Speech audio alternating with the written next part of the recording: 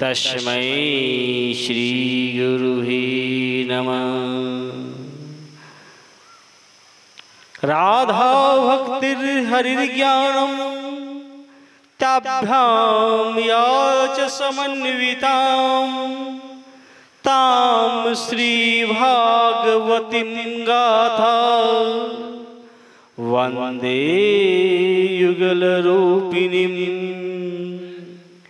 नाम संकीर्तनं यस्य सर्वपापनाशने प्रणामो दुःखशमनस्तं नमामि हरिप्रिये। हे कृष्ण करुणा सिंधु दीनबंधु जगतपति गोपेश पिता कांत राधा नमस्तुते। आदरणीय श्री कृष्ण अनुरागी समस्त संत महात्मनगण, वैष्णवगण, ब्राह्मणगण और इस प्रांगण में आए हैं उपस्थित समस्त देवतुल्य मानव, आपकी असीम कृपाओं हुए है कि इस देव भूमि भगवान की अनन्य आप भक्त होने जा रहे हैं कि आप इस प्रांगण में उपस्थित हुए, क्योंकि आपका मनुष्य में आपके आत्मीय गुण में वृद्धि हुआ है, देवी गुणों की वृद्धि के कारण आप यहाँ उपस्थित हुए। ऐसे ही आपकी इच्छाओं और मुमुक्षाओं को मेरे कोटि कोटि नमन। भगवान श्री कृष्ण के अनन्य भक्त और अनुपम लीलाओं को श्रवण करने के लिए यहाँ उपस्थित हुए हैं आप सभी भक्तजनों को श्री चरणों में मेरा कोटि कोटि नमन। आइए, कल हम लोग कथा को श्रवण करने के बाद कथा को आगे की ओर बार भगवान का जन्म और के बाद भगवान एक बार माँ के साथ यमुना के तीरे गए। छोटी सी नन्ही गोपाल उस धरती माँ को स्पर्श करता है और धरती माँ के प्रेम में संलिग्ध हो जाता है। धरती माँ उसको चरण स्पर्श करके कहता है कि मेरे पास तो कुछ नहीं, मैं आपको क्या भोग लगा सकता हूँ। भगवान बोले कि भोग जितना भी समान भोग है वह सब आपके ही इस जननी इस भूमि से संपन्न होता है, इसलिए आप इस भूमि की इस मिट्टी ही अनुपम है, इसलिए मैं आपके इस मिट्टी को ही खा रहा हूं।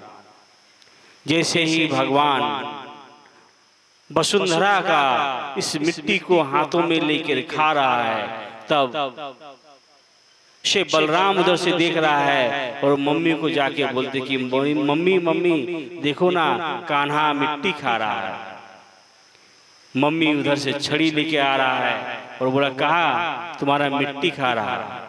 तब भगवान कह रहे कि नहीं नहीं, मैं तो मिट्टी कहाँ खाए। मतलब बताओ, मुंह खोल के दिखाओ। जैसे ही मुंह खोले उस संपूर्ण ब्रह्मांड को उस छोटे से मुंह में दिखाई पड़ा।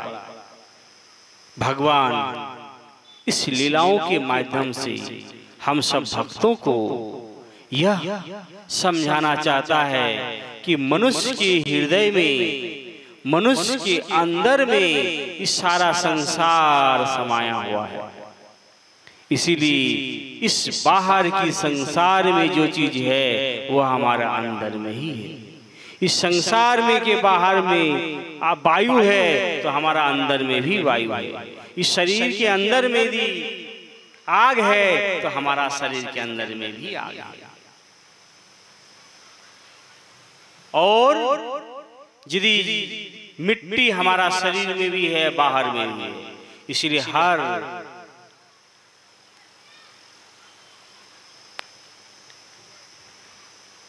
चीज जो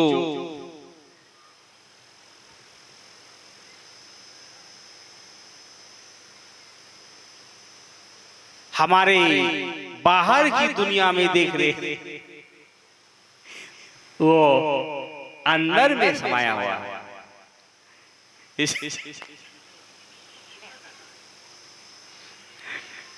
बाहर और अंदर, ये दोनों में कोई भी पार्थक्य नहीं है। इसलिए सज्जनों, भगवान हम सबको इस मर्म के द्वारा समझाना चाहता है कि मुझे बाहर में जो चीज है हमारा शरीर में ही है। ये शरीर में हमारा ओंकारा शरीर है। ये हृदय को देखेंगे तो ओंग है, कान को देखेंगे तो ओंग है, मस्तक को देखेंगे तो ओंग है, हर सागा ओंकारा है। इसलिए बोलिए बम बम बोले बाबा की। तो हमारा शरीर का जो ये तत्व है बाहर में, वो हमारा अंदर में ही। आगे भगवान चलते हैं और वो माखन लीलाओं का लीला दर्शाना चाहता है। भगवान जब बड़े हुए तब उसे सखाओं के साथ खेलने लगे। उस सखाओं में एक सखा था मनसुखा, जो बहुत शास्त्र पढ़ता था, पोथी पढ़ता था, लेकिन खाने में उसे कुछ मिलता नहीं था, बेचारा दुबला गया था। तो यही मनसुखा बेचारा दुबला गया, डेली बोलता कि कुछ दो, माखन दो, है ना, कुछ ड्राई फ्रूट्स दो, उसको मिलता ही नहीं। बेचारा पढ़ते पढ़ते सुखा गया और उसका भोजन नहीं मिला। तो भगवान कृष्ण बोले कि मनसुखा तू इतना सूखा क्यों गया? तो क्या करे, जो भी हमारा घर में होता है उसको कंस को पहुंचा देता है, कंस को कर के रूप में सारा माखन दे आता है। तो ये कहाँ का नियम है? गाय हमारा, दूध हमारा, हम चराते हैं और माखन कोई और खाएगा? माखन खाने वाला तो कोई और है, लूट माखन ही माखन खाता है, और दूसरा आदमी सुखाए जाता है। तो इसीलिए भगवान कहा कि इसका नियम को प्रतिशोध करना होगा, इस नियम को तोड़ना होगा, क्योंकि जब मेरा गाय है और माखन कोई और खाएगा, ये कैसे हो सकता है? इसीलिए इसके लिए मनसुखा को कहा कि नहीं, माखन जो है हम ही सब खाएंगे। मनसुखा बहुत डरपोक था, बोल नहीं पाता था, अरे मांगेगा तब तो मिलेगा, लेकिन मनसुखा डर से बोलता ही नहीं था। एक दिन साहस किया, बोल दिया तो मिल गया, लेकिन डेली डेली नहीं मिलता था, फिर वही हाल हो गया। तब मनसुखा को बोला एक काम करो, अब हम लोग एक कमेटी बनाएंगे, ग्रुप बनाएंगे और हम लोग माखन चोरी करेंगे। भगवान कहता है कि माखन तो निकाल दिया झोला से, लेकिन कैसे खाएंगे? यदि पकड़ा जाएंगे तो मम्मी पकड़ लेगा तो यहाँ तो पिटाई करेगा। फिर उधर से देखिए पीछे से भी निकाला माखन, वो भी बोला कि इसको खाएंगे। बोला नहीं, हम सबसे पहले माखन चोरी करेंगे तो अपने घर से चोरी करेंगे, क्योंकि यदि हमारा अपने घर में माखन चोरी करने में हम सफल हो गए तो हम दूसरे के घर में भी माखन चोरी करने सफल हो जाएंगे। भगवान श्री कृष्ण ने माखन चोरी किया नंद के भवन में, जहाँ माखन का मंडी लगा घर था, क्योंकि उसका 9 लाख गो था, उसका माखन का 100 मन माखन बनता था, वो माखन के लिए घर रखा हुआ था। उस घर में जाता है और वो का नाम माखन खाने के लिए जाता है। छोटा छोटा तो माखन खाइएगा तो धैर्य रखिए। तो माखन खाने के लिए जब गया तो बोला कि जैसे ही माखन के अंदर गया तो उस रूम में एगो आईना लगा हुआ था, मिरर, शीशा। शीशा भगवान कृष्ण कभी देखे नहीं थे। जैसे ही माखन के रूम में से एगो मटकी से माखन निकाला तो देखा एक काला कलूटा खड़ा हुआ है। तो उसे पूछा कि भाई तुम क्या करने आए हैं? बोले तुम भी चोर हम भी चोर, चोर चोर मुसीरा भाई है, तुम आज वाला चोरी करो तो कल वाला हम करने दो, मीमांसा करके खाना होगा ना। बोला ठीक है। बोला हमारा हाथ में क्या है? बोले मेरा हाथ में माखन है। जैसे ये हाथ को आगे बढ़ाते तो भी शीशा वाला आगे बढ़ाता है।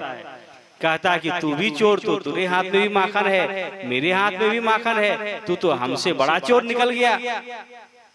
तब तो तुम सब खोआ तुम ही छाकता है, हम बेकारे बैठे हुए यहाँ पर। तब बोला कि अच्छा ऐसे बात है। तब उसने बोला कि चलो हम मम्मी को बोलते हैं। उधर जैसे ही मम्मी को बोलने गया तो उसका हाथ लग गया शीशा में और शीशा गिर गया। जैसे ही शीशा गिर गया उसका मम्मी दौड़ के आई और उस शीशा में, आप यहाँ अंदर इधर बैठ जाइए भाई साहब, उधर यूट्यूब चल रहा है, इधर यहाँ हाँ। तो माखन जो उसको खाए वो उधर माँ यशोदा आई दौड़ के, क्या हुआ लाला क्या हुआ? कि नहीं मैया, मेरे घर में पहले से ही कोई आपके घर में माखन का हम रखवाली करने आए थे। अच्छा तो क्या हुआ? कि देखिए काला कलूटा चोर घुसा हुआ है और उसके हाथ में एक माखन लिया हुआ है। तो बोला कहाँ है? दिखाओ दिखाओ। उसको तो खोज के नहीं मिलता है। तो देखा कि मेरा आईना टूट नीचे गिरा हुआ था, उस आईना को उठाया तो फिर वो लड्डू गोपाल माखन का गोला दिखा रहा है। तो उस लड़का के हाथ में भी माखन का गोला है। देखिए यही माँ यही चोर है। तो नहीं वो चोर नहीं है बाबू, वो तुम ही है, क्योंकि उसको जैसे ही गोद में लिया तो तुम तो हमको पहचानता है, आओ तुम्हें दिखाते हैं। तो वो तुम ही है। माँ यशोदा का इस दृश्य से कान्हा बोला कि हम माखन चोरी करने में सफल हो गए। और सब माखन धीरे धीरे चोरी करने का सिस्टम बना लिया।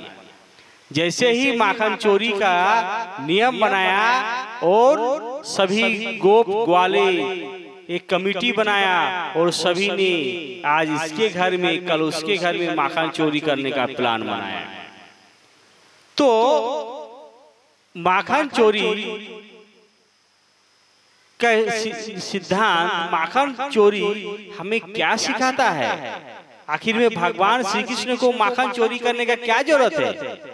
वो तो ऐसे ही उसके घर में माखन का भरमार पड़ा हुआ है, लेकिन वह अपने लिए माखन नहीं चोरी करता है, वह समाज को समझाना चाहता है कि वो दूसरे के लिए माखन खिलाता है।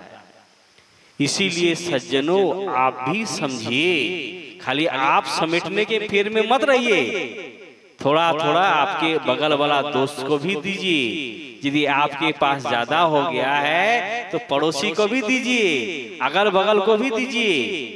यही हमारा भगवान कृष्ण समझा रहा है।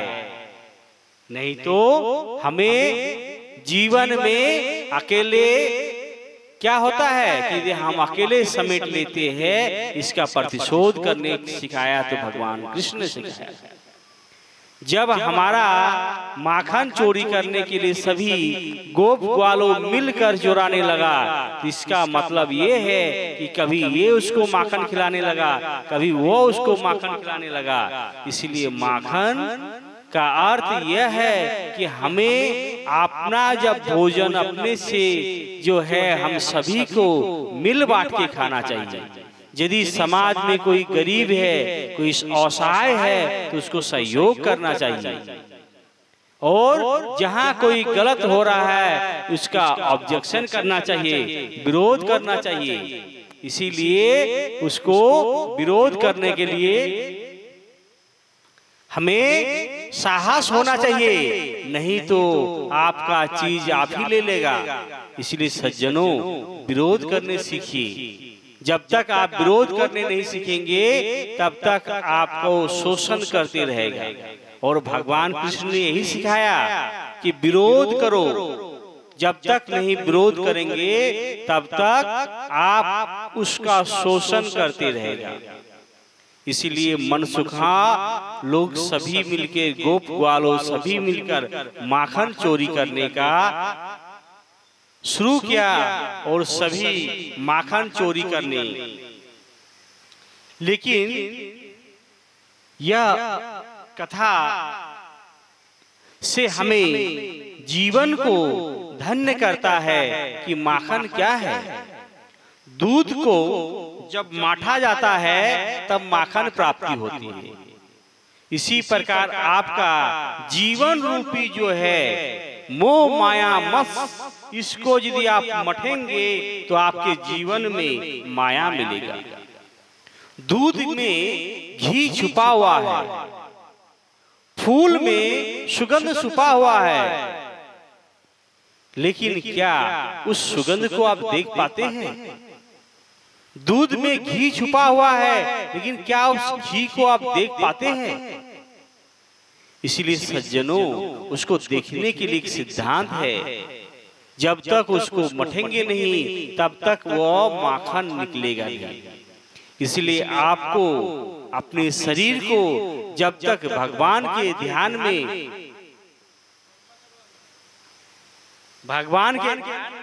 मठेंगे नहीं तब तक वह भगवान की प्राप्ति नहीं होगी।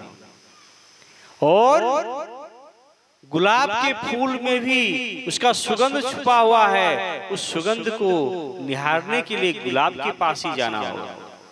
इसलिए सज्जनों, आप ये जानिए कि जीवन जब तक है, उस जीवन में अपने अंदर जो भी सुगंधता है, जो भी अच्छाई है, उस अच्छाई को आपके अंदर से निखारिए। यदि अच्छाई को नहीं निखारेंगे, अच्छाई को नहीं निकालेंगे, तो वह आपके अंदर रह जाएंगे। और जिस प्रकार से दूध में घी है, उस घी को आहुति कीजिएगा, हवन कीजिएगा, तो आपको हवन से इसका वातावरण पवित्र होगा। चारों इस चमड़ा बिहार का, सिंगनी का वातावरण में जितना भी नेगेटिव एनर्जी है, उस एनर्जी को खत्म हो जाएगा। लेकिन वही बोलेंगे हम दूध डालेंगे तो होगा, आग ये बुझ जाएगा। जो आग जलाए है दूध डालेंगे तो आग क्या होगा? बुझ जाएगा। इसीलिए उसको सिद्धांत है, माखन बनाना होगा, उसे घी बनाइएगा, उस घी से जलेगा। इसीलिए हमें उसे बनाने के लिए हमें अपने आप को सिद्धांत बनाना होगा, अपने आप को तपना होगा, भगवान के ध्यान होगा और करना होगा, तभी हमारे जीवन में उस भगवान से प्राप्ति होगी। और नहीं तो हमारा जीवन ऐसा ही है जैसा रह जाएगा। ये मनुष्य का जीवन बहुत दुर्लभ है, क्योंकि दुर्लभो मनुष्य देहो देहि नाम छन भंगुर तत्रापि दुर्लभे बन्ने वैकुंठम प्रिय दर्शनम। ये मनुष्य का शरीर बहुत दुर्लभ शरीर है। इस दुर्लभ शरीर में 84 लाख जीव जंतुओं के बाद ये मनुष्य तन मिला है। और मनुष्य तन मिलने के बाद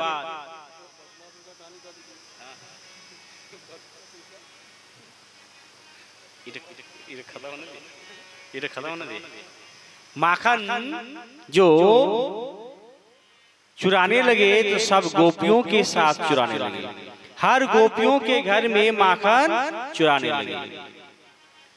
कौशल्या काकी के भी घर में माखन, लेकिन उसने सभी गोपियों ने एक निर्णय किया कि इसके प्रभु को कैसे पकड़ा जाए। तभी सभी मिलकर एक निर्णय लिया कि इसको कैसे पकड़ेंगे।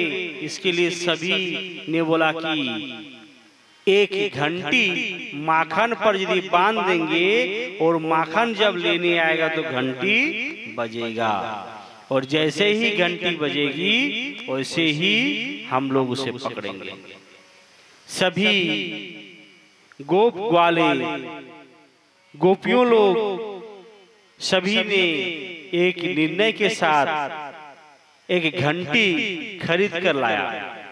उस घंटी पर मटका की छेकी में है, जहाँ उस छेकी में घंटी को मटके के साथ लगा दिया और खिड़की खोल दिया और बाहर से सभी दिखने लगा। तभी सुदामा, कान्हा, मनसुखा, मोटू सभी आए और उन लोग क्या क्या खिड़की से जैसे ही घर के अंदर गया तो उन लोग घर के अंदर से छिका तक एक के ऊपर एक चढ़कर जैसे ही चढ़ा तब देखा कि यहाँ घंटी बजा हुआ। घंटी को बोला, देख घंटी, तुम जब हम लोग माखन लेंगे तब तुम बजना नहीं। घंटी बोला ठीक है। जब हम लोग माखन खाएंगे तब भी तुम बजना नहीं। बोला ठीक है। लेकिन जब भगवान माखन निकाला, सुदामा को दिया, मनसुखा को दिया और सभी मोटू को दिया, तब घंटी नहीं बजा। जब फिर मटका से माखन निकाला तब मटका के माखन से जब अपने मुंह में डालने लगा तो घंटी बज उठी। घंटी को कहा, तुम तो बोला था बजेंगे नहीं, काहे बज गया तुम? तब घंटी बोला कि हम आप माखन निकाले हम नहीं बजे, मनसुखा खाया हम नहीं बजे, लेकिन भगवान जब आपका भोग लगा तो हमको तो बजना ही पड़ेगा। इसलिए जब भी भगवान का भोग लगता है उस भोग में तुलसी पत्ता और घंटी अवश्य बजना चाहिए। इसलिए जब भी आप लोग भोग लगाएंगे किसी भी भगवान का तो उस भगवान के भोग में, भगवान श्री कृष्ण के भोग में तुलसी पत्ता और घंटी अवश्य बजना चाहिए। इससे भगवान खुश होते हैं। और भोले बाबा को जब पूजा करेंगे तो उसमें यदि बेलपत्र में और मधु से ओम लिखकर भगवान के माथा में चढ़ाएंगे और एक लोटा पानी देंगे तो आपके मनोकामना पूर्ण होंगे। इसीलिए भगवान पानी से ही संतुष्ट है। और सभी गोप वाले वहां से देखे तो वहां से पकड़ा। जैसे ही कान्हा को पकड़ा तो कान्हा को पकड़ के ले जाने लगा। तो जैसे ही ले जाने लगा रास्ते में जाते जाते बोला कि मेरा हाथ दर्द करता है, एक काम करो ना मौसी जी, मेरा ई हाथ को छोड़कर ई हाथ को पकड़ लीजिए। तब बोला ठीक है। जैसे ही उसका हाथ को छोड़ा वो अपना हाथ छुड़ा के उसका देवर का हाथ पकड़ा दिया और वह जाते रहा। जैसे ही यशोदा माँ के पास आया है तब बोला कि देख यशोदा माँ, तेरा छोरा को हम पकड़ के लाए हैं। तो तुम क्या बोल रही है, तुम नशे में है क्या? तो कहे देख तेरा बेटा को हम रंगे हाथ माखन चोरी करते पकड़े हैं। तो कहाँ है मेरा बेटा, दिखा तो। जैसे ही दिखा रहा है वो तो देखता है उसका देवर है। बोले देख मेरा बेटा तो घर में सोया हुआ है। तब भोले उसको दिखा रहा है और कान्हा कह रहा कि देखिए मौसी जी, हमको पकड़ने का दुस्साहस। इसलिए संतो, भगवान को यदि पकड़ना है तो किसी छल से नहीं, किसी बल से नहीं, किसी कौशल से नहीं। भगवान को बांधने के लिए माँ यशोदा भी बांधने लगा, लेकिन उसका बंधन छूटा पड़ गया। जब तक माँ भगवान को तोलने लगा तो जब तोला तो भी छोटा पड़ गया। जब उसका एक तुलसी पत्ता दिया तो उसका बराबर हो गया। इसलिए भगवान को किसी भी रूप में चाहते हैं तो उसे पाना चाहते हैं तो प्रेम से पा सकते हैं। प्रेम के सिवा आप भगवान को पा नहीं सकते। इसीलिए सज्जनों, इसलिए संतों, यदि भगवान को पाना ही है तो उसके लिए आप प्रेम करना पड़ेगा, क्योंकि भगवान प्रेम का भूखा है। प्रेम का भूखा हो में प्रेम ही एक सार, प्रेम से भजलो तो भव से बेड़ा पार। भगवान प्रेम का दास है, इसीलिए हम सभी को प्रेम से भगवान की भजन करना चाहिए, प्रेम से भगवान की आराधना करना चाहिए, तभी भगवान की प्राप्ति होगी। नहीं तो जीवन ये आपको जो मिला है इस जीवन में भगवान की प्राप्ति नहीं हो पाएगी। भगवान को हम ज्ञान से, भगवान को हम ध्यान से पा सकते हैं, लेकिन जिस तरीके से भगवान को हम प्रेम से पा सकते हैं उस हिसाब से हम ज्ञान से नहीं पा सकते।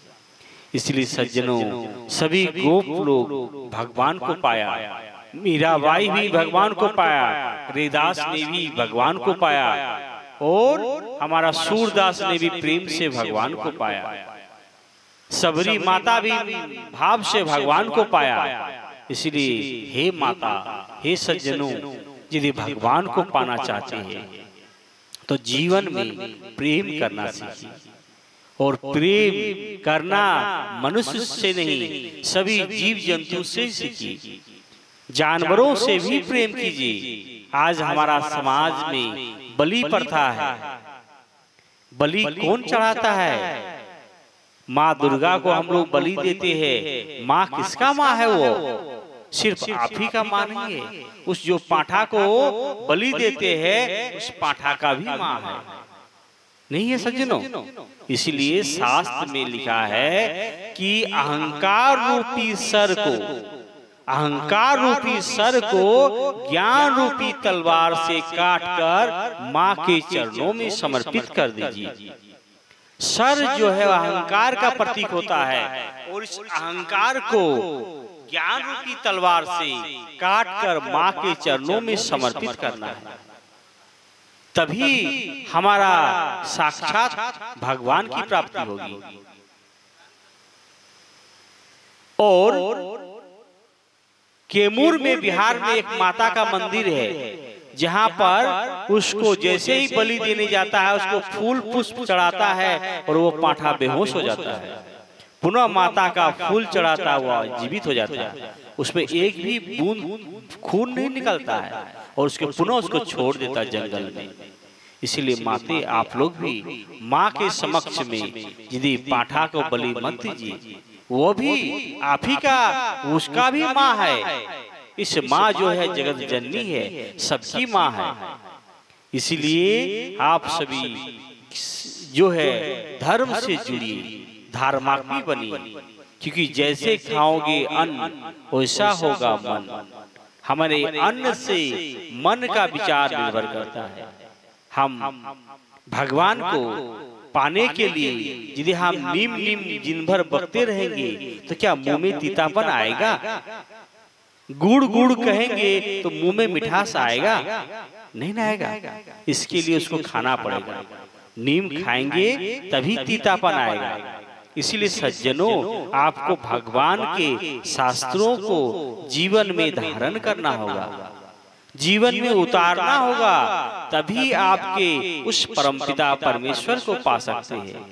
सिर्फ भगवान का नाम जपने से, भगवान को एक लोटा पानी चढ़ा देने से ये भक्ति है, लेकिन भक्ति के लिए पराकाष्ठ की सीमा पर चढ़ना चाहते हैं, भक्ति के आप नर्सरी क्लास से आगे की ओर बढ़ना चाहते हैं, तो आपके भगवान के प्रति आपका प्रेम जगाना होगा, तभी जाके आप भगवान को पा सकते हैं। इसलिए सज्जनों, आप यदि अदरक खाएंगे तो आप लोग अदरक का भी ढकार आएगा, आप मूली खाएंगे तो मूली का ही ढकार आएगा। इसीलिए सज्जनों, आप जैसे अंदर डालेंगे बाहर वैसे ही आएगा। इसलिए समझना होगा कि हमें अंदर क्या डालना है। जो चीज आप अंदर डालेंगे आपका बाहर में वही चीज की प्राप्ति होगी। इसीलिए आप अच्छी चीज शास्त्र के ज्ञान को जीवन में ढाल करेंगे तो बाहर भी आपका प्रकाशित होंगे।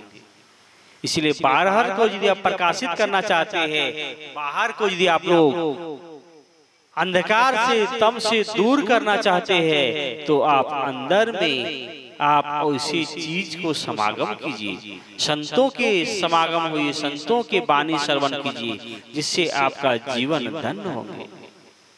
नहीं तो आपका जीवन यूं ही बर्बाद हो जाएगा। जिस प्रकार से हर एक जानवर आते हैं और चल जाते हैं, उस जानवर को भगवान से जुड़ने का मौका नहीं है।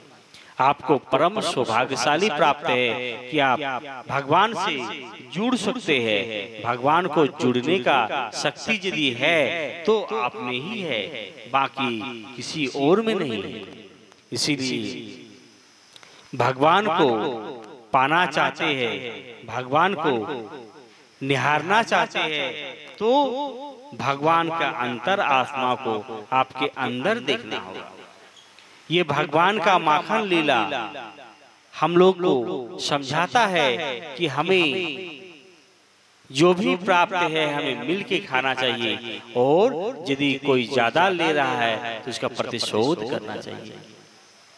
इसलिए सज्जनों, आप लोग यदि थोड़े थोड़े करके धार्मिक काम में, धार्मिक अनुष्ठान में लगाएंगे तो ये एक साल नहीं, सालों साल आपका भागवत चलते रहेगा, ज्ञान यज्ञ चलते रहेगा, और इस ज्ञान यज्ञ में आप डुबकी लगाकर आपके जीवन को धन्य कर सकते हैं। इसीलिए सज्जनों, आप सभी मातेजन, आप सभी माताएं परम सौभाग्यशाली है कि जो अमृत रूपी ज्ञान यज्ञ को आप यहाँ श्रवण कर पाते हैं। जीवन में अमृत कथा का पान कर आपके जीवन को धन्य हो जाएगा। इसीलिए आपका जो हमारा कंपास का जो है 1.5 सुई, जिसको हम लोग 1.5 सुई पहले कहते हैं, प्रकार, उसका केंद्र बिंदु जिस बिंदु पर रहेगा उसके चारों ओर वैसे ही वृत्त बन जाएगा, और उसके वृत्त में आदमी खुद भी फंस सकता है। इसलिए प्रकार का केंद्र बिंदु, प्रकार कहाँ पर रखे हैं ये आपको समझना होगा। आपका जो ये प्रकार है वह मोह में है या माया में है या ईर्षा में है या द्वेष में है, तो आपका चारों ओर द्वेष ही द्वेष बन जाएगा। आप दूसरे को प्रेम देंगे तो आपको चारों तरफ प्रेम ही प्रेम हो जाएगा। आपको यदि हमें प्रेम देंगे तो आपके चारों ओर प्रेम ही प्रेम मिलेगा, और आप यदि दूसरे को ईर्षा देंगे तो आपके अंदर ही अंदर चारों तरफ ईर्षा ही बनेगी। आप यदि किसी को धन दान करेंगे तो आपको धन में वृद्धि होगा, आप यदि किसी को ज्ञान दान करेंगे तो आपका ज्ञान में वृद्धि होगा, आप किसी को वस्त्र दान करेंगे तो वस्त्र में दान में वृद्धि होगा। ये हमारा परंपरा चलती आ रहा है। इसलिए सज्जनों, आज रुक्मिणी का विवाह यहाँ होगा और कल सुदामा चरित्र होगा, रात में प्रोग्राम होंगे। आप सभी जो सके आप दान करें, क्योंकि ये जीवन में जो आप देंगे आप वो चीज पाएंगे। इसीलिए हमारा शरीर में भगवान इन लीलाओं के माध्यम से कहता है कि मनुष्य का शरीर साधारण शरीर नहीं है। मनुष्य का शरीर एक मनुष्य का मंदिर है, और उस मनुष्य के मंदिर में परमात्मा बैठा हुआ है। इसीलिए हमें उस परमात्मा तत्व को जानकर उस मंदिर में, उस मन में हमें किस प्रकार का भोजन डालना है, किस प्रकार का अन्न डालना है, किस प्रकार का सामान डालेंगे ताकि आपका विचार भी वैसे हो। इसलिए आप जैसे डालेंगे, आप यदि गाड़ी में पेट्रोल डालेंगे तो गाड़ी अच्छा चलेगा, वही डीजल डालेंगे या पानी डालेंगे तो गाड़ी खराब हो जाएगा। इसलिए गाड़ी का दोष नहीं है, दोष अपने आप का है। पानी, बरसात का पानी हर जगह गिरता है, यदि खेत में गिरता है तो उसमें अंकुरित हो जाता है, वही पत्थर में गिरता है तो कुछ नहीं होता है, और वह समुद्र में गिरता है तो भी बह जाता है। दोष पानी का नहीं है, दोष हमारे पात्र का है।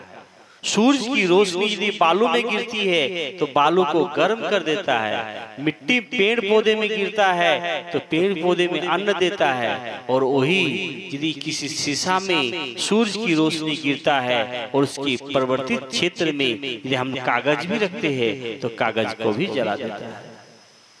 दोष सूरज की रोशनी का नहीं है, दोष उसके पात्र का है। आप एक पात्र को बरसात की सीधा दिशा में रहेंगे तो पात्र में आपका जल समाहित होगा, वही पात्र को आप उल्टा कर देंगे तो आपका जल समाहित नहीं होंगे। इसलिए सज्जनों, आपके मन रूपी पात्र को, आपके तन रूपी पात्र को सही करना होगा, जिससे परमात्मा की प्राप्ति होगी। परमात्मा का कृपा में किसी भी प्रकार का पक्षपात नहीं है। भगवान सबको 2 आंख दिया है, 2 कान दिया है।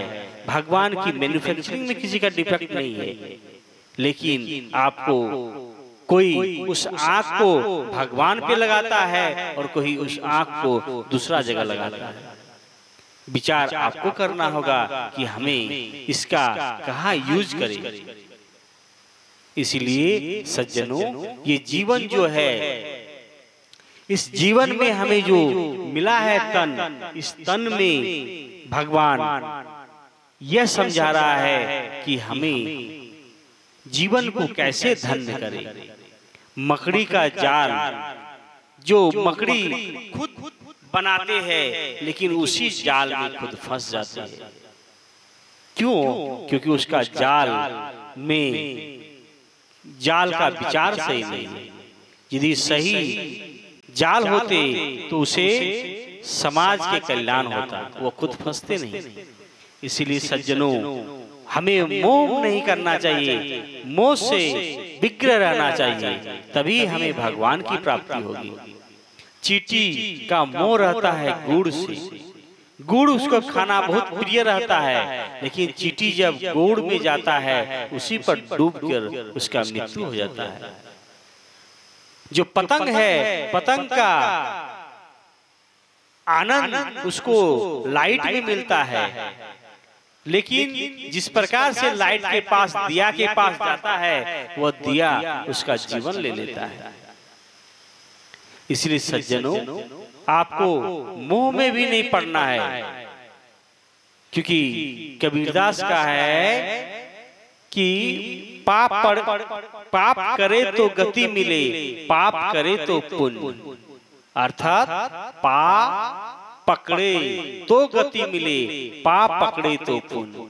हमें सद्गुरु के समक्ष जाना होगा और उसको ज्ञान लेना होगा, और नहीं तो हमें जीवन को धन्य करने के लिए इससे आसान उपाय कुछ नहीं है। एक बार एक पुत्र था जिसके आयु पुत्र नहीं था, उसके भगवान भोले बाबा की कृपा से उसे पुत्र की प्राप्ति हुआ, और भोले बाबा कहा कि इसका उम्र मात्र 5 साल का है। बोला ठीक है, इसका उम्र 5 साल है तो यही सही। उसका 4 साल बीत गया, उसके घर में एक संत आए। संत ने आए, बोला पुत्र का उम्र सिर्फ 5 वर्ष है और 4 साल बीत चुका है। उसने गुरुओं ने कहा कि एक काम कीजिए, आप हरिद्वार जाइए और हरिद्वार में हर की पूरी घाट में जहाँ संत महात्मा सभी नहाने आता है, वहाँ झोपड़ी बना कर रहिए, और जो भी नहाएगा उसे प्रणाम कीजिए। प्रणाम करते करते आपका कोई एक दिन, जब उसका 3 दिन बचा रहा, एक दिन नारद ब्रह्मलोक से सभी संत महात्मा आए और उसे भी प्रणाम की। जैसे ही प्रणाम की, उसके कहा कि चिरंजीवी भव। तब उसके पिताजी दौड़ के आया कि नारद जी, संत जी, ये जो चिरंजीवी भव बोले, इस वाक्य को आप वापस ले लीजिए, क्योंकि चिरंजीवी कैसे बन सकता है, चिरंजीवी कैसे बन सकता है, क्योंकि इसे मात्र 3 दिन की वर प्राप्त है। 3 दिन के अंदर इससे इस धराधाम में चल जाएगा। बोला अच्छा ऐसे बात है, तो बोला कि क्या करना होगा। बोला कि एक काम करते हैं, तो हमें ब्रह्मदेव के पास कल जाएंगे, आप भी मेरे साथ चलिए। उस बच्चे को लेकर ब्रह्मदेव के पास गया, नारद भी गया, और नारद लोग जब प्रणाम किया तो बोला ब्रह्मदेव के पास आप भी प्रणाम करेंगे, और ब्रह्मदेव को प्रणाम किया तो ब्रह्मदेव भी उस बच्चे को कहा कि चिरंजीवी भव। ब्रह्मदेव को कहा कि नारद जी, बोला आए कल तो हम फंस गए थे, आज आप फंस गए, इस बच्चा का मात्र अब एक दिन समय बचा हुआ है और आप उसको चिरंजीवी बोल दिए। कल हम बोल दिए थे, आज आप बोल दिए। तो उसका एक दिन जो है वो कौन दिया है? 5 साल। बोला उसका 5 साल भोले बाबा दिया। तो ठीक है, कल हम लोग सब भोले बाबा के पास जाएंगे और इस बच्चे को भी ले जाएंगे। जब भोले बाबा के पास गया था तो सब प्रणाम किया। उस बच्चों ने भी भोले बाबा को प्रणाम की और भोले बाबा ने भी उसे चिरंजीवी बाबा कहा। इसीलिए जब भोले बाबा उसको चिरंजीवी कहा तो भोले बाबा बोला कि बाबा आप इसको चिरंजीवी का वर कैसे दे रहे? इसका तो दिन आज ही लास्ट है और इसका 5 साल आप ही उम्र दिए हैं, इसको चिरंजीवी कैसे होंगे? इसीलिए आप चिरंजीवी नहीं हो सकते भगवान। बोला ठीक है, हम ही ना दिए हैं, इसीलिए हम उसको समझ जाएंगे कि कैसे हम चिरंजीवी बनेंगे। इसीलिए सज्जनों, चिरंजीवी तभी बन पाएंगे, चिरंजीवी तभी बन पाएंगे जब आप हमें उस चिरंजीवी तत्व से जोड़ेंगे। तभी कुछ समय उसके पास यमदूत आए और बोला कि आप इस बच्चे को मुझे दे दीजिए, इसका उम्र 5 साल है। भोले बाबा इसका उम्र खत्म हो चुका। तब भोले बाबा को कहता है कि उम्र जो है ये आपके हिसाब से है या मेरे हिसाब से है? बोला अर्थात हम समझना चाहते हैं कि ये 5 साल आपको आपके हिसाब से नहीं, मेरे हिसाब से दिए हैं। 4,32,000 का कलियुग होता है और हम लोग का चारों युग मिलकर जब चारों युग 14 बार जाता है तो एक मनमंत्र बनता है और एक मनमंत्र पार होने के बाद 71 बार जब पार होता है तो एक ब्रह्मदेव का दिन होता है। उस प्रकार से ब्रह्मदेव का जो 100 दिन होता है तो भोले बाबा का एक दिन होता है। इस हिसाब से मैंने इसे 105 साल दिया है। उस बच्चे आया और उस बच्चे का नाम हुआ मार्कंडेय, ऋषि मार्कंडेय, जिसने महामृत्युंजय मंत्र का आविष्कार किया। ओम महामृत्युंजय मंत्र का जप करने से आपको अकाल मृत्यु से भी पराजित होते। ओम त्र्यंबकं यजामहे सुगंधिं पुष्टिवर्धनम् उर्वारुकबन्धनात् मृत्युर्मुक्षीयमामृताम्। ये महामृत्युंजय मंत्र का आविष्कार किया, महामृत्युंजय मंत्र को निर्माण किया और उस मंत्र का जप करने से मनुष्य की मृत्यु से भी पार हो सकता है। जब तक मंत्र जप होगा मृत्यु भी आंच नहीं आएगा। ये ऑल इंडिया एम्स ने भी रिसर्च किया कुछ रोगियों पर और देखा कि जो रोगी इस मंत्र का जप हो रहा था उसके नाम से उसे मृत्यु कुछ नहीं हुआ। इसलिए सज्जनों, भगवान की शक्ति में भक्ति कीजिए, विश्वास कीजिए और उसमें शक्ति है। इसीलिए सज्जनों, आप सभी भगवान की भक्ति में जुड़िए। जब तक भगवान की भक्ति नहीं जोड़ेंगे तब तक आपके जीवन में शक्ति नहीं आएगा। और जब आपके जीवन में शक्ति आएगा तो आपके माया की शक्ति आपको कुछ नहीं कर सकता है, क्योंकि इस माया उस परम माधव के अधीन है। इसीलिए हम सभी भगवान की इस रूपों से उसको गो पालन की ओर चलते हैं।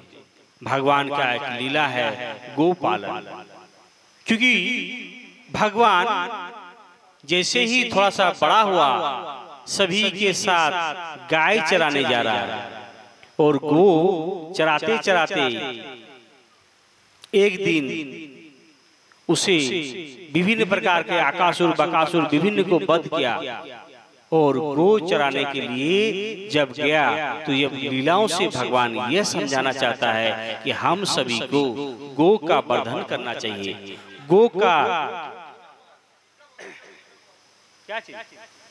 नहीं माइक नहीं बजेगा, माइक नहीं कुछ नहीं, ऐसे रहिए,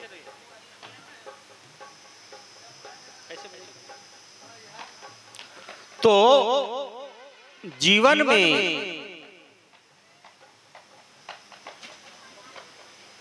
हमें उस तत्व को माया के तत्व से विमुक्त होंगे तभी माधव तत्व की प्राप्ति होगी।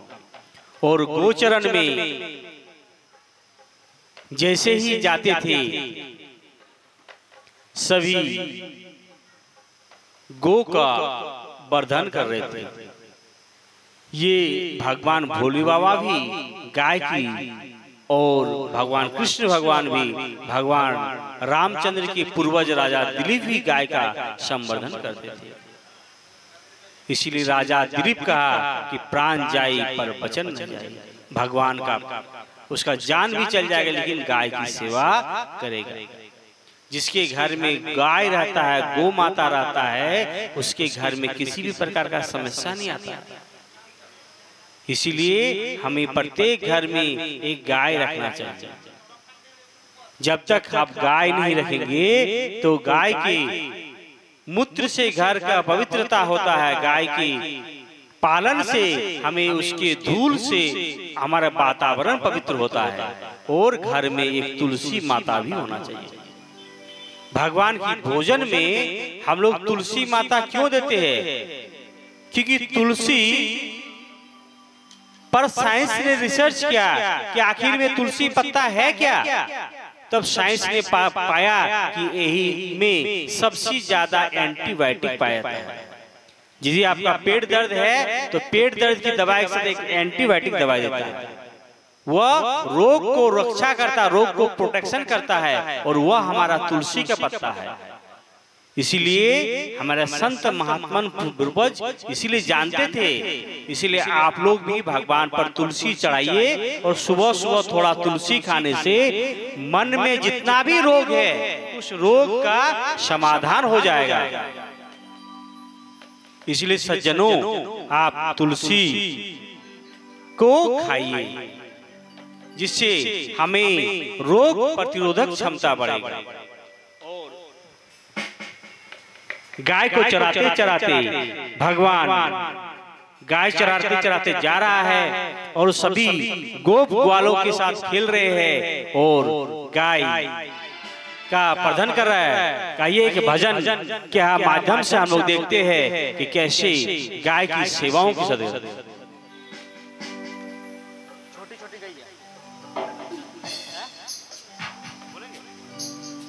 तो गाय के लिए वो जंगल में जब गए तो एक व्यक्ति को देखा कि अजगर के मुंह में बैठकर वह मीठे फल खा रहा है और आनंद का मजा ले रहा है।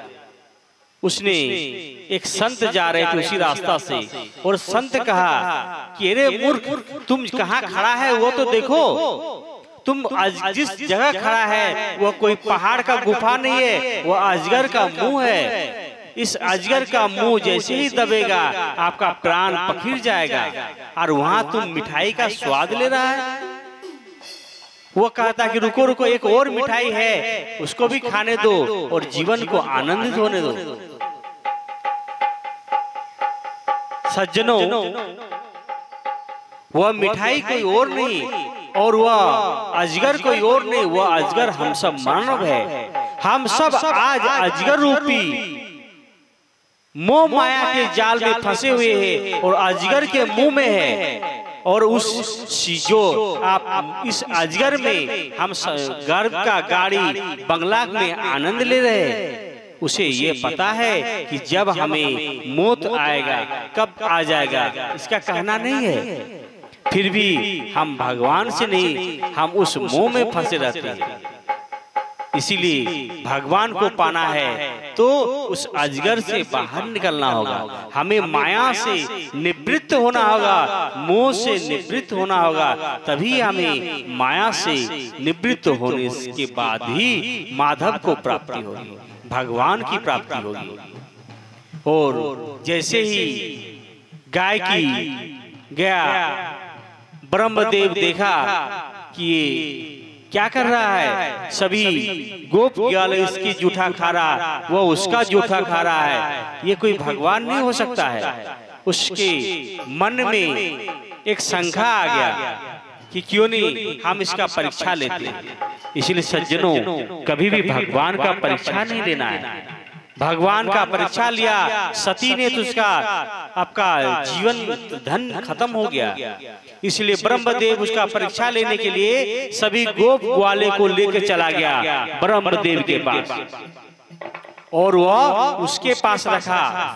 भगवान देखा कि उधर से आ रहा है, क्योंकि मेरा गाय सब कहाँ चला गया, मेरा गोप ग्वाले दोस्त सब कहाँ चले गए। तो उसके ध्यान से देखा कि ओ, ये तो बुढ़ो का काम है, ब्रह्मदेव ने इसको ले गया। अच्छा, इसको समझाते हैं। उसी प्रकार के गाय और उसी प्रकार के गोप ग्वाले भगवान कृष्ण अपने आप निर्माण कर लिए, क्योंकि निर्माता ब्रह्मदेव है, लेकिन भगवान के सामने वो सारा नियम फेल है।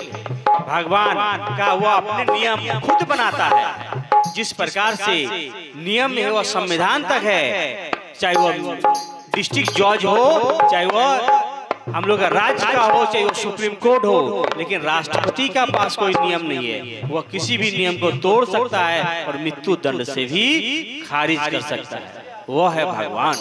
तो वह भगवान बोला कि ठीक है, हम इसे सबक सिखाते हैं, और सभी गोप ग्वालों का निर्माण किया और गोप ग्वाले चलने लगा। ब्रह्मदेव के कहा कि अरे गोप ग्वाले कहाँ है, भगवान तो कुछ ही नहीं हो रहा। ध्यान से देखा, जब वो फिर पुनः आया, देखा कि अरे ये सब तो गाय वही चल रहा है, गोप ग्वाल है ये। फिर वो अपना ब्रह्मदेव ने देखा यहाँ भी है, तब देखा कि ये सारा गोप ग्वाल नहीं, ये भगवान कृष्ण ही है। इसीलिए गाय में भगवान कृष्ण स्वयं समाया हुआ है, इसीलिए गाय घर में रखना चाहिए। और इसके बाद बोला कि वह भगवान कृष्ण ब्रह्मदेव बन के उस ब्रह्मलोक के पास गया, और उसका जो गेट में है उसको गेटकीपर को बोला कि भाई साहब एक काम करना, आजकल झूठ का एक ब्रह्मदेव घूम रहा है, हम अंदर में रहते हैं, यदि झूठ वाला ब्रह्मदेव को दिखाई देना तो थोड़ा उसका धुलाई उलाई कर देना। जैसे ब्रह्मदेव आया उधर से घूम के, ओरिजिनल वाला ब्रह्मदेव, तो गेट कीपर वाला उसको पकड़ा, रे तुम कहाँ जा रहा है, रे हम तो ब्रह्मा है, तुम समझ में नहीं आ रहा, तो तुम ब्रह्मा है, झूठ का नकली का ड्रामा कर रहा, दे दनादन उसको दिया। तब उसको समझ में आया कि क्या बात है कि ब्रह्मदेव तो अंदर बैठा हुआ है, आप यहाँ कहीं से ब्रह्मदेव बन के आया। तब उसको बोला कि अच्छा ब्रह्मदेव जो अंदर बैठा उससे थोड़ा दर्शन करा दो। तब उसको बोला ठीक है चलो तुमको पकड़ के ले आते हैं। उसको जैसे लिखा और भगवान श्री कृष्ण के नस्तक मस्तक हो गया। इसलिए भगवान पर किसी भी प्रकार का शंका नहीं होना चाहिए कि हमें भगवान है या नहीं। ब्रह्मदेव भी क्या, चाहे वो कोई भी इंद्र भी क्या, उसका सर्वनाश ही होगा। इसलिए भगवान श्री कृष्ण सभी गाय के चराने के लिए गया और गाय को सभी चराते रहा। आइए एक भजन के माध्यम से हम गाय का श्रवण करते हैं। आप लोग बोले श्याम रामचंद्र महाराज की, उमापति महादेव की, सच्चे दरबार की। आइए भगवान के श्री कृष्ण के साथ गोचरण में कौन कौन जाना चाहता है, दोनों हाथों के ऊपर जो भगवान श्री कृष्ण के साथ गोचरण को 1 2 के साथ श्री राधे राधे 1 2 3 श्री राधे राधे राधे श्री राधे श्री राधे राधे राधे राधे श्री राधे राधे। और आप लोग को भजन श्री का राधे श्री राधे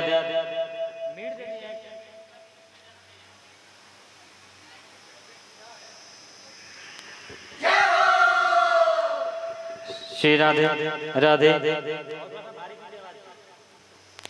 श्री राधे श्री राधे श्री राधे श्री राधे राधे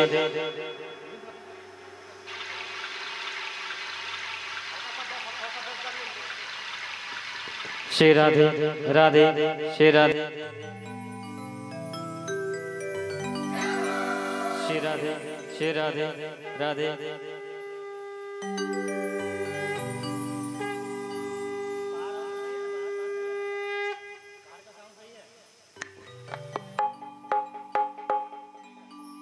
श्री राधे राधे। और आइए एक हनुमान जी महाराज का सुंदर सा भजन। श्री राधे राधे।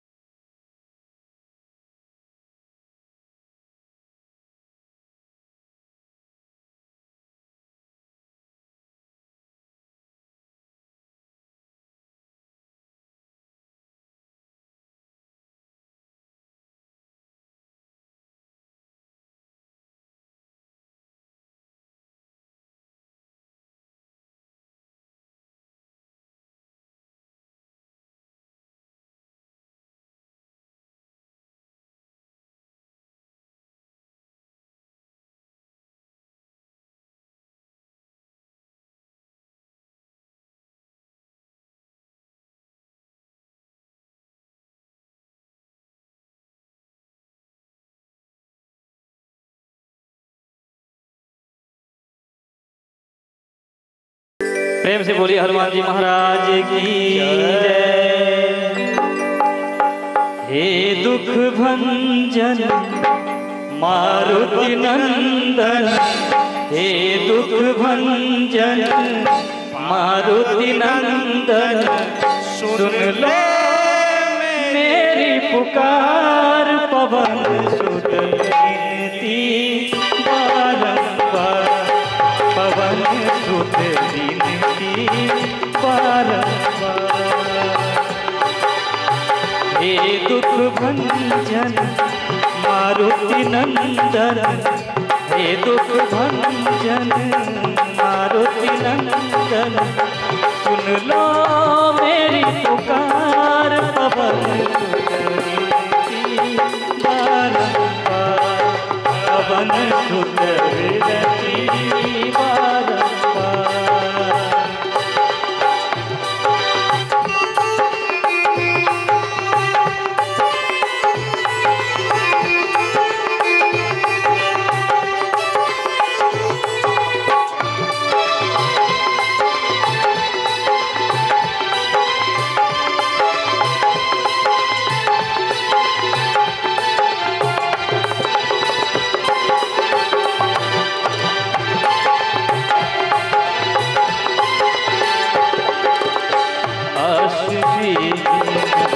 निधि के दाता, दुखियों के तुम भाग्य विधाता, अष्ट सिद्धि नव निधि के दाता, दुखियों के तुम भाग्य विधाता, सिया राम के काज सवारे, सिया राम के काज सवारे, मेरा करो उद्धार, पवन सुत विनती बारंबार, पवन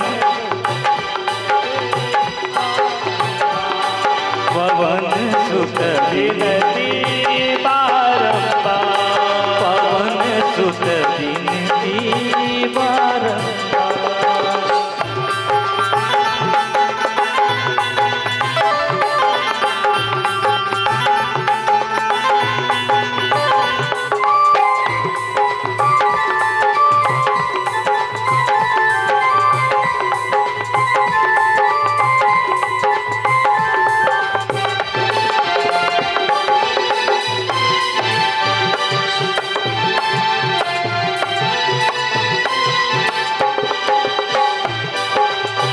अपरंपार में शक्ति तुम्हारी, तुम पर रीझे अवध बिहारी, परंपार है शक्ति तुम्हारी, तुम पर रीझे अवध बिहारी।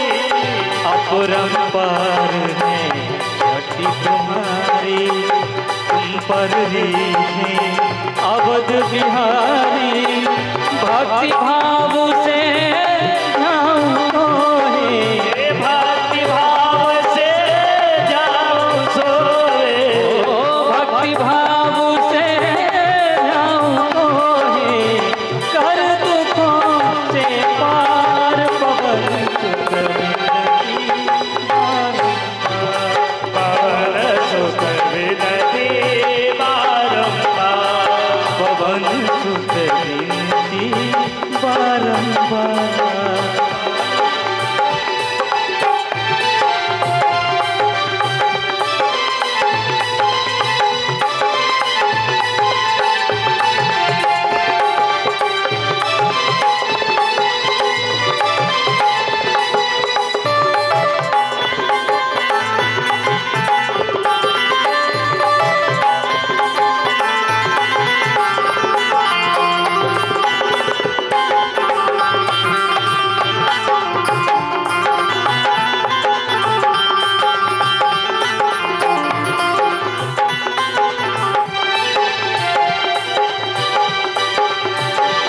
जब निरंतर नाम तिहारा, अब नहीं छोड़ो तेरा द्वारा, निरंतर नाम तुम्हारा, अब नहीं छोड़ो तेरा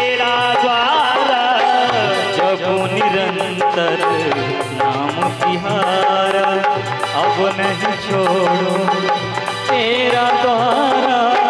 राम भक्त मोहे शरण में लीजे, राम भक्त मोहे शरण में लीजे, राम भक्त मोहे शरण में लीजे। भव सागर से तार पवन पवन सुत विनती बारंबार, पवन सुत विनती बारंबार, पवन सुत विनती बारंबार। हे दुख भंजन मारुति नंदन, हे दुख भंजन मारुति नंदन, हे दुख भंजन मारुति नंदन।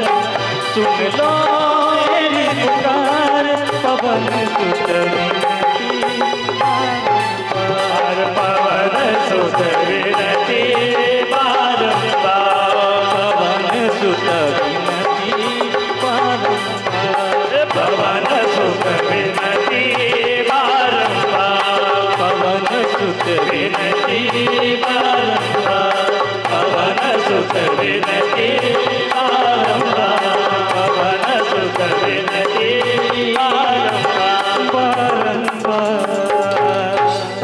बोली प्रेम से हनुमान जी महाराज की जय।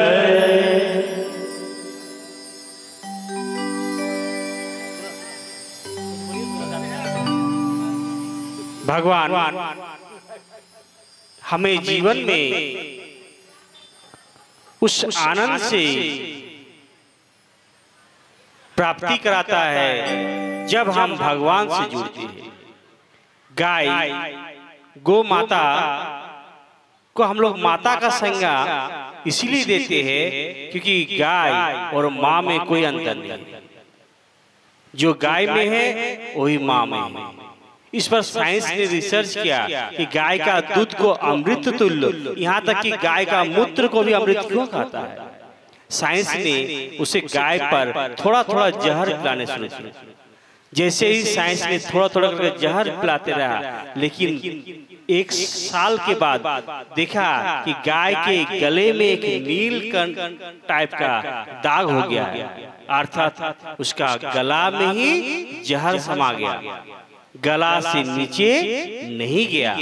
इसीलिए गाय का दूध भी अमृत है, गाय का मूत्र भी अमृत है।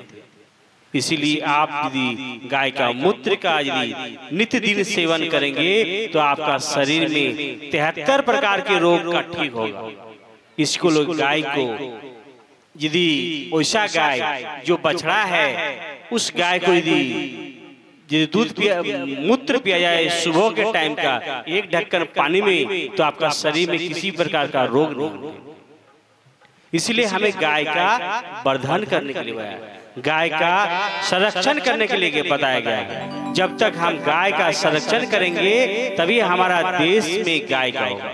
श्री राधे। और भारत आज दूध के लिए भारत वर्ल्ड में नंबर 1 में है। इसीलिए वर्गीज कुरियन ने हमारा दूध की क्रांतिकारी लाया और स्वामीनाथन ने भारत में दूध की क्रांति लाया और अमूल दूध जो है उसको गुजरात में फैक्ट्री बनाया और घर घर तक दूध पहुंचाया। भारत में दूध एक व्यक्ति पर 340 ग्राम दूध मिलता है, जो वर्ल्ड में दूध की अपेक्षा हमारा दूध में ज्यादा पौष्टिक तत्व पाया जाता है। आइए छोटे छोटे गाय के साथ हम लोग एक भजन गाते हैं। उस गाय के भजन के साथ आप लोग भी मन से गाइए और जीवन को धन्य कीजिए भगवान के साथ गाए। श्री राधे, श्री राधे राधे। और आइए, बहुत ही सुंदर सा और मधुर सा भजन है। मैं चाहूंगा कि आप सभी अगर दोहरा सके तो दोहराएं और नहीं तो दोनों हाथों का साथ, क्योंकि देखिए आज और कल का ही समय हम लोग के पास अब शेष रह गया है। उसके बाद आपका हमका, तो चाहेंगे कि ऐसे दरबार जहाँ मिले तो भगवान की भक्ति में खूब झूमे, अपने तन मन को लगा दें और आइए सुंदर सा भजन। हो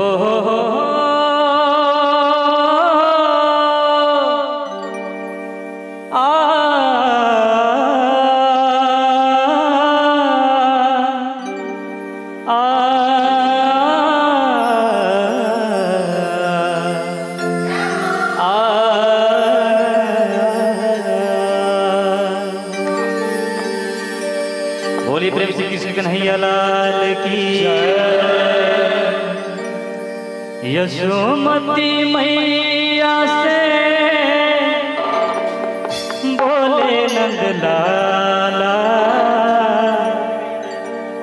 यशोमती मैया से बोले नंद लाला, राधा क्यों गोरी मैं क्यों काला, राधा क्यों गोरी मैं क्यों काला, यशोमती मैया से बोले नंद लाला, राधा गोरी मैं क्यों काला।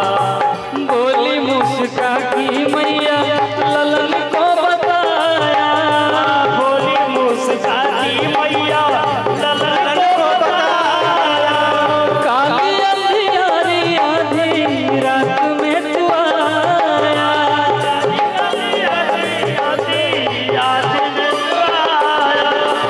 लाडला कन्हैया मेरा लाडला कन्हैया मेरा काली कमली वाला, इसलिए का यशोमती मैया से बोले नंद लाला, राधा क्यों गोरी मैं क्यों काला, राधा क्यों गोरी मैं क्यों काला।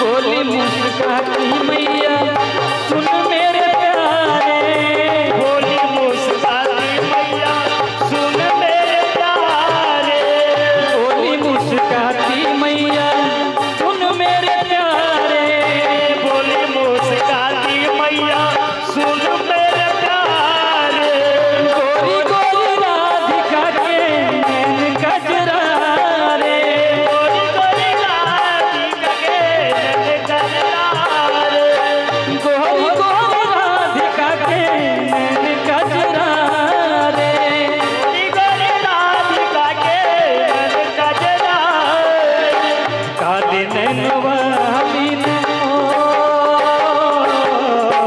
काली नैन वाली ने ऐसा जादू डाला, इसलिए का यशोमती मैया से बोले नंद लाला, राधा क्यों गोरी मैं क्यों काला।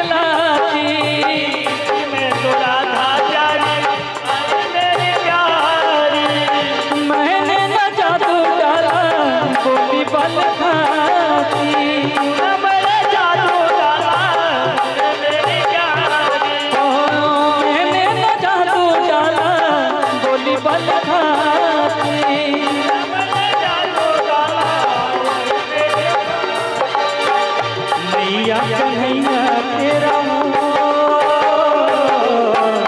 मैया कन्हैया तेरा जग से निराला, इस दिल का यशोमती मैया से बोले नंद लाला, राधा क्यों गोरी तुम्हें क्यों काला।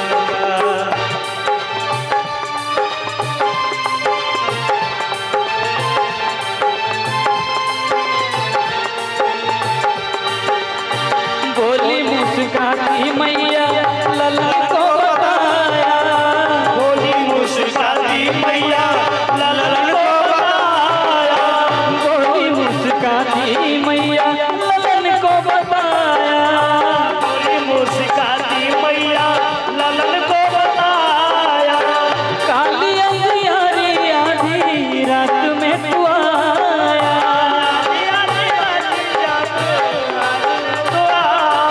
ओ काली अंधियारी आधी रात में तू आया।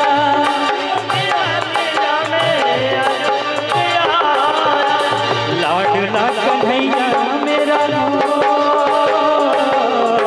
लाडला कन्हैया मेरा काली कमली वाला इसलिए काला। यशोमती मैया से बोले नंदलाला, राधा क्यों गोरी मैं क्यों काला, राधा क्यों गोरी मैं क्यों काला। मोरी मैया, मोरी मैया, मोरी मैया,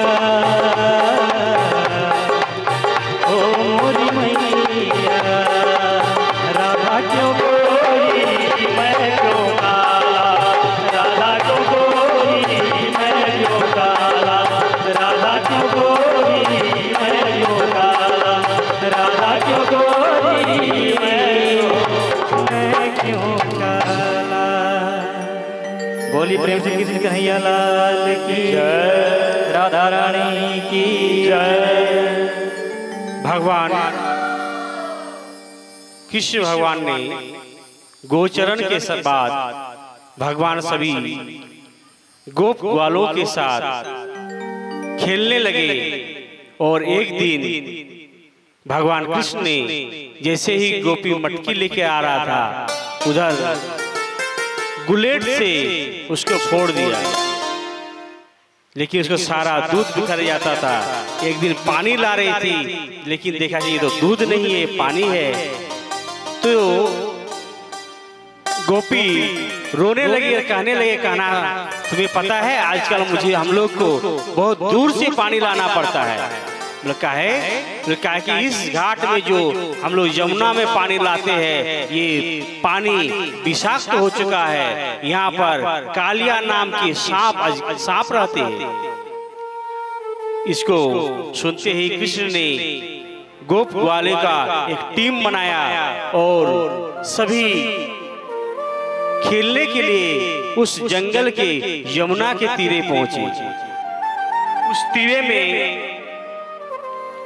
एक ओर सुदामा मनसुका, तो दूसरे ओर भगवान कृष्ण और बलदेव को लिया।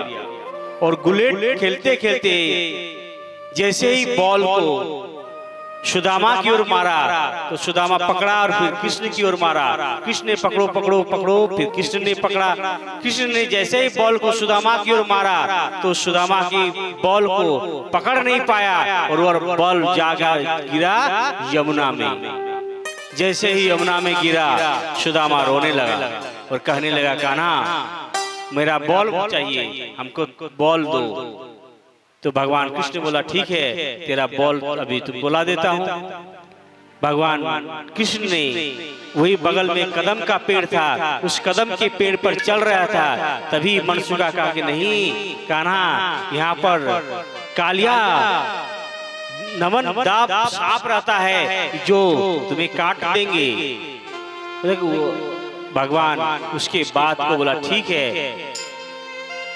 और वह पेड़ पर चढ़कर जैसे ही यमुना में छलांग लगाता है, और छलांग लगाते ही जैसे अंदर कालिया नाग के पास पहुंचता है, कालिया नाग का फन ऊपर उठता है और कहता है, हे मूर्ख दुस्साहस, तुम्हें ये पता नहीं है कि जो आज यहाँ पर तुम आया है, कहाँ पर आया है? इस पे जो भी आता है जीवित नहीं आता है। कालिया नाग को कहते हुए भगवान कहते हैं कि तुम्हें आज ये पता नहीं कि आज तेरा जीवित जाना मुश्किल है। भलिया कालिया नाग को और भगवान कृष्ण में युद्ध हुआ और कालिया नाग उसको अंतिम तक मारा, लेकिन उसके पत्नियों के कहने से उसे जीवित छोड़ दिया और कह दिया कि जाओ तुम क्षीर सागर में चल जाओ। लेकिन उसके लिए क्षीर सागर में तुम्हें कोई कुछ नहीं करेगा, क्योंकि तुम्हारा फन में मेरा पैर का निशाना है। इसलिए अभी भी कालिया नाग में भगवान के पैर का निशाना है और उस कालिया दहन को निकाला। ये कालिया कौन है और यमुना क्या है? यमुना कहने का यम कसे ना, मतलब हम लोग को यमुना मतलब जम के पास नहीं जाना है। तो हमारे अंदर जो कालिया है अर्थात काले विचार है, कपट है, छल है, बेविचार है, अत्याचार है, अनाचार है, काम क्रोध लोभ मोह अत्याचार है, इसको विनाश करना होगा, इसको नाश करना होगा। तभी हम यम से निवृत्त हो सकते हैं और उस भगवान से प्राप्ति हो सकती है। क्योंकि जब तक हम जीवन में काले विचारों को, काले अंधकार को छाकर समाप्त नहीं करेंगे, तब तक हमें जीवन में उस परमात्मा को निर्जल नहीं हो पाएंगे। इसलिए सज्जनों, आपके अंदर भगवान की यदि प्राप्ति करना चाहते हैं तो आपके अंदर को निर्मल कीजिए। जब तक अंदर आत्मा को आप निर्मल नहीं करेंगे तो बाहर कितनों घूम लीजिए, कितनों तीर्थ कर लीजिए, भगवान को नहीं पा सकते। भगवान को यदि पाना है तो आप घर में ही भगवान पा सकते हैं। यदि मन आपका स्वच्छ है, भगवान आपके समक्ष आ सकता है। जिस प्रकार के सबरी माता के पास भगवान रामचंद्र स्वयं गया, कुबड़ी माता के पास भगवान कृष्ण स्वयं गया, और हमारा भगवान हमें अपने आप हमारे पास आता है यदि हमें भक्ति को जगाना है। इसलिए भक्ति को जगाएंगे मन में तो हमें भगवान की प्राप्ति होगी। आज हम लोग एक ऐसा भजन श्रवण करते हैं और हम लोग आगे का प्रसंग को श्रवण करते हैं, क्योंकि जहाँ तक भजन के बोल है आप लोग गा लीजिए, झूम लीजिए, क्योंकि आप लोग का अंतिम दिन कल ही है। इसलिए सभी माताओं से निवेदन है कि आज इस प्रांगण में रुक्मणी और भगवान कृष्ण का विवाह उत्सव मनाया जाएगा। आप सभी विवाह में जिस प्रकार के किसी के विवाह में आते हैं, आप इस विवाह में भी सभी आकर कुछ न कुछ सहयोग करें। बोलिए प्रेम से कृष्ण कन्हैया लाल की जय। भर लाई गगरिया राम रस की, राम रस की, हरि नाम रस की, राम रस की, हरि राम रस की, राम रस की, हरि राम रस की। भर लाई गगरिया राम रस की, आये गगरिया राम रस की, भर लाई गगरिया राम रस की, आये गगरिया राम रस की, राम रस की घन श्याम रस की, राम रस की घन श्याम रस की, राम रस की घन श्याम रस की, राम रस की घन श्याम रस की, राम रस की घन श्याम रस की, घन श्याम रस की, राम रस की घन श्याम रस की, घन श्याम रस की। भर लाई गगरिया राम रस की, आये गगरिया राम रस की। जय हो।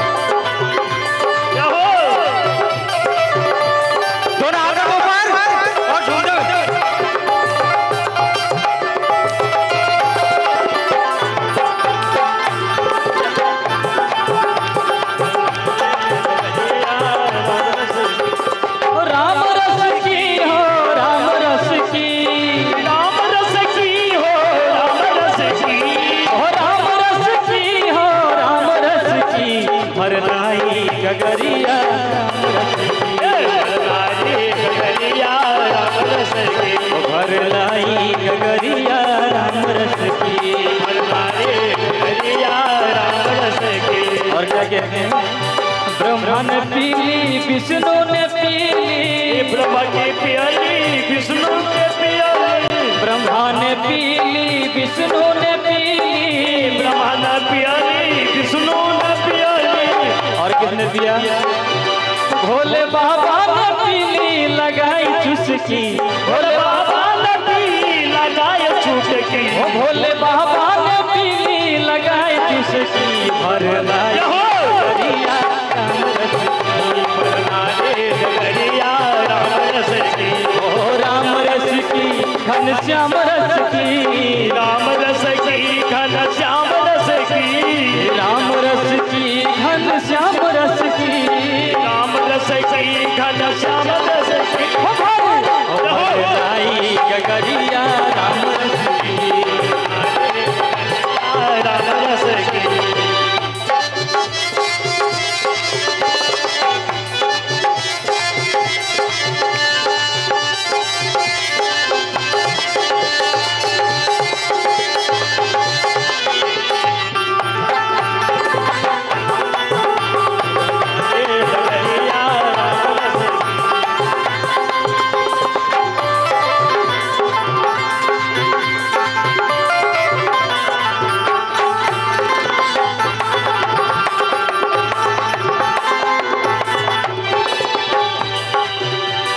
राम जी ने पीली लक्ष्मण ने पीली, राम जी ने पीली लक्ष्मण ने पीली, राम जी ने पीली लक्ष्मण ने पीली, राम जी ने पीली लक्ष्मण ने पीली, राम जी ने पीली लक्ष्मण ने पीली, राम जी ने पीली लक्ष्मण ने पीली, राम जी ने पीली लक्ष्मण ने पीली, राम जी ने पीली लक्ष्मण ने पीली। भक्त हनुमत ने पीली लगाई चुस्की, भक्त हनुमत ने पीली लगाई चुस्की, भर लाई गगरिया राम रस की, हरे गगरिया राम रस की, ओ राम रस की घनश्याम रस की, राम रस की घनश्याम रस की, राम रस की घनश्याम रस की, राम रस की घनश्याम रस की। लाई गगरिया राम रस की, हरे गगरिया राम रस की, भर लाई गगरिया राम रस की, हरे गगरिया राम रस की।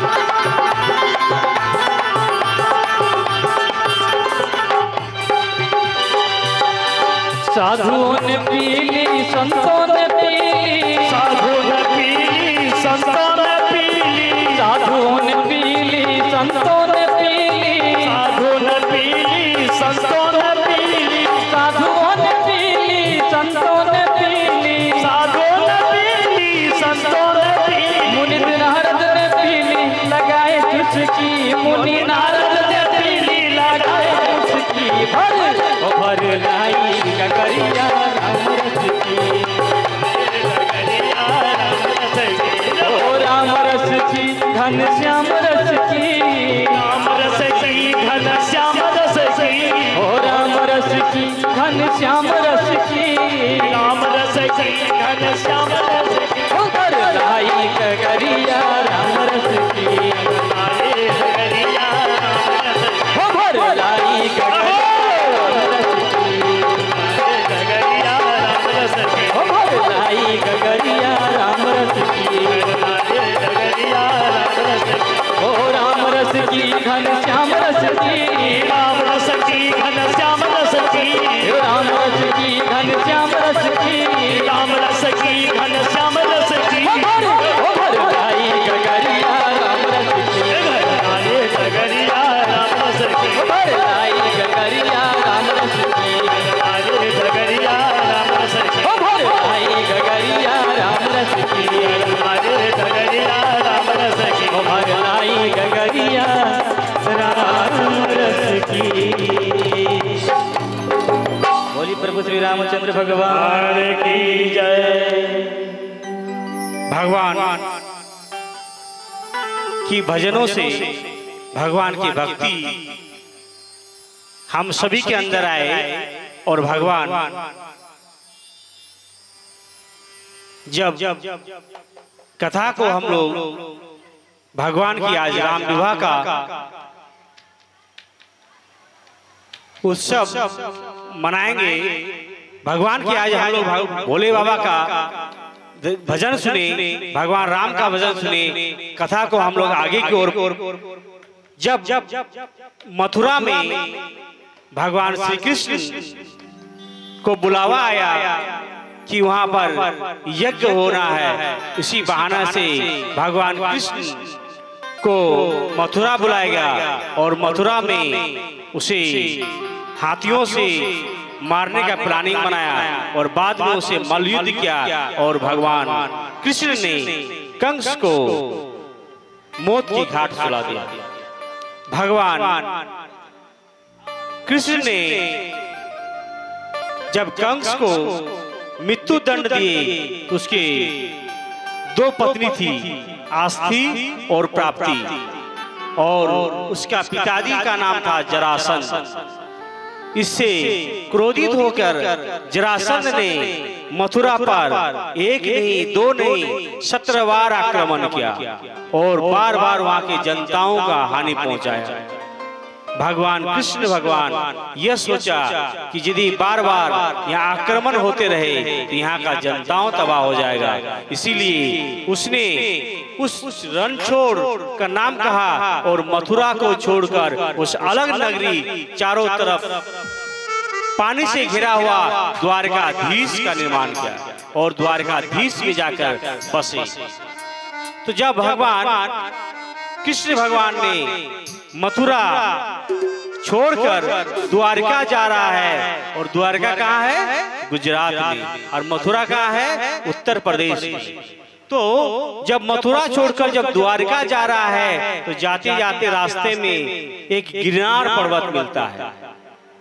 अच्छा, द्वारिका का वास्तविक अर्थ क्या होता है? द्वारे द्वारे का अर्थात द्वारिका। द्वार कहने का अर्थ मनुष्य में 10 द्वार होते हैं, और जब भी कोई व्यक्ति मृत्यु को प्राप्त करता है इसी 10 द्वार से उसके आत्माएं शरीर से निकलता है। 10 द्वार क्या है? 2 आंख, 2 कान, 2 नासिका, कितना हुआ? 6, 1 मुंह, 7, और एक मल द्वार, एक मूत्र द्वार, कितना? 9, और एक ब्रह्म द्वार, जिसको ब्रह्म द्वार का हम लोग का सर पर है, तो ये हुआ 10 द्वार। भगवान की मृत्यु जब होती है तो इसी 10 द्वार से मृत्यु होती है। इसलिए जब भगवान इस 10 द्वारे द्वारे का मतलब द्वार का प्रत्येक द्वार में क्या बनाना है? भगवान की भक्ति लाना है। यदि हम प्रत्येक द्वार में भगवान की भक्ति करेंगे, भगवान की भक्ति से जुड़ेंगे, तो वह आत्मा परम धाम की पाया और भगवान के श्री हरि के चरणों में जाएगा। इसलिए हम लोग कोई भी पूजा करते हैं पहले भगवान श्री कृष्ण का ही पूजा करते हैं। इसलिए हमें भगवान श्री कृष्ण के चरण प्राप्त कब होंगे? जब हम प्रत्येक द्वार में भगवान को बैठाएंगे। और मथुरा मतलब मौत का राह, मथुरा। हम लोग सभी व्यक्ति, सभी जन सब मौत की राह में है। आज न कल, न एक दिन न एक दिन सबको मृत्यु प्राप्त होगा। इसीलिए इस मृत्यु को से उद्धार के लिए हम लोग का जो 10 द्वार है उस 10 द्वार में भक्ति भाव जगाना है। क्योंकि हमें आंख जो दिया है, इस आंख से भगवान श्रीहरि का भजन, श्रीहरि का दर्शन करना है। चाहे वह बांके बिहारी का दर्शन करे, या जगन्नाथ प्रभु का दर्शन करे, या द्वारकाधीश का दर्शन करे। आंख से हमें भगवान का दर्शन करना है, कान से हमें भगवान का भजन श्रवण करना है, और नासिका से हमें भगवान का ही गंध लेना है। मुंह से हमें भगवान का ही वचन करना है। जब हम लोग कहीं किसी के देखे तो उसी बहाना से राम राम कह लेते हैं। भगवान को तो नाम हुआ, राधे राधे बोल लेते हैं, भगवान का तो नाम से जुड़े, हरे कृष्ण कह लेते हैं, भगवान से तो जुड़े। किसी न किसी बहाना से हम लोग भगवान से जुड़ जाते हैं। इसीलिए आप लोग काम करते रहे, नाम जपते रहिए, लेकिन भगवान से भक्ति तभी प्राप्ति होगी कि आपको काम भी करना है और नाम भी जपना है। इसलिए प्रत्येक द्वार में भगवान को अपने आप को वास करना है। ब्रह्म द्वार को आपको जगाने से विवेकानंद, कबीरदास, इन लोग ब्रह्म द्वार से इन लोग की मुक्ति हुआ था। और हर द्वार में भगवान को वास करना होगा। ये जो भगवान है वो God is creator and man is actor and world is theatre. ये भगवान ही इसका निर्माता है, जिसको हम लोग गॉड कहते हैं, generator, operator and distributor.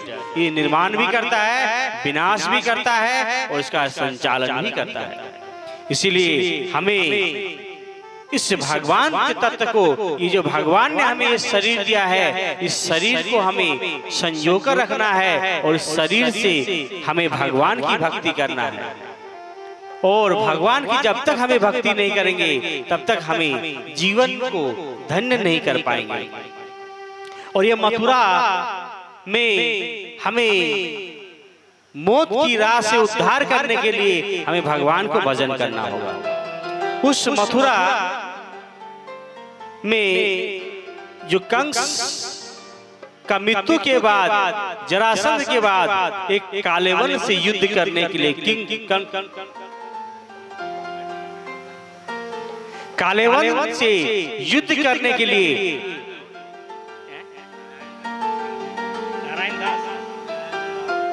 Narayan नाउद ने भगवान की भजन और सत्संग से प्रसन्न होकर 101 रुपये व्यास गद्दी पर दान किए। इसके सह परिवार का सकल कामनाओं और सभी मनोरथों को पूर्ण करे। और व्यास गद्दी से मैं कहता हूँ कि उसका जीवन धन्य हो, सुखी संपन्न रहे और जीवन उसका आनंदित रहे। तो कालेवन को ये वचन था।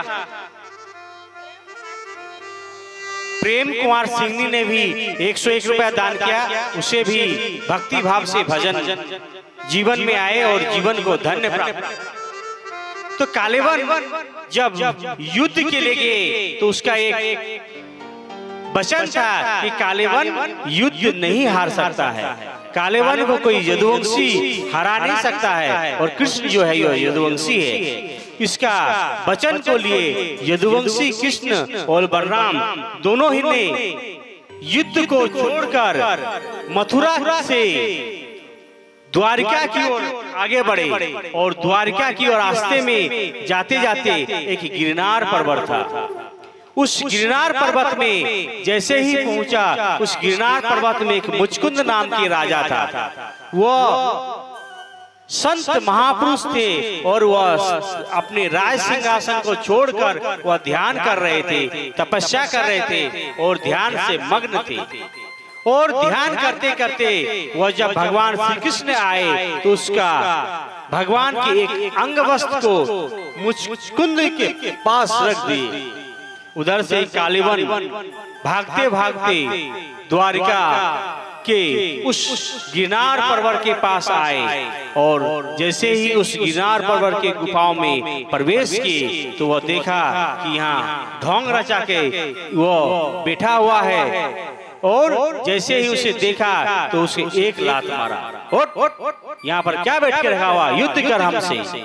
और मुचकुंद राजा को यह वरदान था कि जैसे ही उसका दृष्टि किसी पर पढ़े, पहले दृष्टि वह विनाश हो जाएगा, उसका विनाश हो जाएगा और विनाश का कारण ही वही होंगे।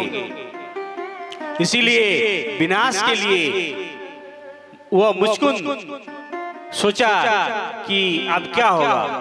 मुचकुंद ने कहा कि जब उसको कालीवन आया, उसका दृष्टि पहला दृष्टि कालीवन पर पड़ा और कालीवन हुआ चकनाचूर हो गया। और मुचकुंद राजा भगवान के समक्ष आए। भगवान का कहा, तुमने धर्म के युद्ध में, धर्म काम में तुम आगे आया, इसीलिए मुचकुंद मांगो, कुछ वर मांगो जो तुम्हें प्राप्ति होगी। मुचकुंद ने कहा कि भगवान मांगन मरण समान। आज हम लोग भगवान के सामने क्या मांगते हैं? हे भगवान, मुझे बेटी का शादी करा दीजिए, बहू से शादी करा दीजिए और जीवन को धन्य कर दीजिए। इसीलिए हमें आनंद ही आनंद आएगा। लेकिन भगवान का ध्यान से भगवान से भक्ति को ही नहीं मांगता है कि मुझे भगवान से भक्ति प्राप्ति हो जाए। जब तक आपको भगवान से भक्ति नहीं प्राप्ति होगी, तब तक आपका ये धन किस काम का? जानते हैं, जब भगवान श्री कृष्ण इस धराधाम से जा रहे थे, तब अर्जुन सभी खड़े थे और माता कुंती उसके समक्ष प्रार्थना किया कि हे भगवान कृष्ण, तुम तो जा ही रहा है, मुझे एक वर दे के जाओ। बोला, माते तुम तो जिंदगी भर कभी कुछ नहीं मांगा, मांगो तुम्हें क्या चाहिए? माता कुंती कहा कि तुम्हें देना है तो मुझे जीवन में विपदाएं दे के जाओ, जीवन में दुख दे के जाओ। बता, दुख सब तो सुख चाहता है, दुख क्यों चाहते माते? सब तो कहते हैं धन्य की वृद्धि हो, हमें यश की प्राप्ति हो, आप दुख चाहते हैं। क्योंकि दुख इसीलिए चाहते हैं कि दुख में सुमिरन सब करे, सुख में करे न कोई, जो सुख में से करे सो दुख काहे को होई। दुख में ही भगवान को याद करता है। सुख आ गया तो उसको पैसा गिनने का फुर्सत नहीं है, गाड़ी घोड़ा बंगला में घूमने का फुर्सत नहीं है, तो भगवान को याद कहाँ करेगा? इसीलिए माता ने कहा कि मुझे दुख दीजिए।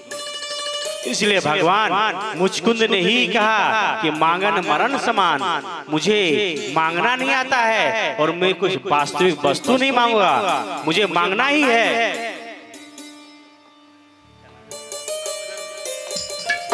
मांगना ही है मुझे, तो मुझे क्या मांगना है? भक्ति मांगना है। जब तक हम भक्ति नहीं होंगे तो जीवन हमारा धन्य नहीं होगा। इसीलिए हमें भक्ति रूपी बीज को अपने जीवन में प्रफुल्लित करना होगा। इसीलिए मुचकुंद ने क्या कहा कि मुझे भक्ति प्रदान कीजिए, मुझे भक्ति दीजिए। जब तक मुझे भक्ति नहीं प्राप्त होगा तब तक हमें उस परमात्मा तत्व से जुड़ नहीं पाएंगे। इसीलिए कालीवन ने कहा कि मुझे भगवान भक्ति प्रदान कीजिए। तब बोला कि भक्ति आपको इस जन्म में तो दे नहीं सकते हैं, अगले जन्म में आप मेरा परम भक्त बनेंगे और नरसिंह मेहता के रूप में जाने जाएंगे। और वह नरसिंह मेहता भगवान का अनन्य भक्तों में से एक भक्त है, जिसका अनन्य तान के अनन्य मधुर स्वर से वह जीवन में सब जग भगवान को नाम को यश फैलाया। इसीलिए आइए नरसिंह मेहता के द्वारा एक भजन को हम लोग सभी के समक्ष प्रस्तुत करते हैं। भजन सभी गाए और जहाँ झूमते रहे, आनंद से गाते रहे और भगवान के साथ तालियों का स्वागत करें। क्योंकि बोला दूध में अरवा चावल देने से खीर बनता है, दूध में अरवा चावल देने से खीर बनता है, और इस दरबार में आकर जो ताली मारता है उसका तकदीर बदलता है। आइए दोनों हाथों को शुभ और स्वागत के साथ आइए हम लोग भजन को श्रवण करते हैं।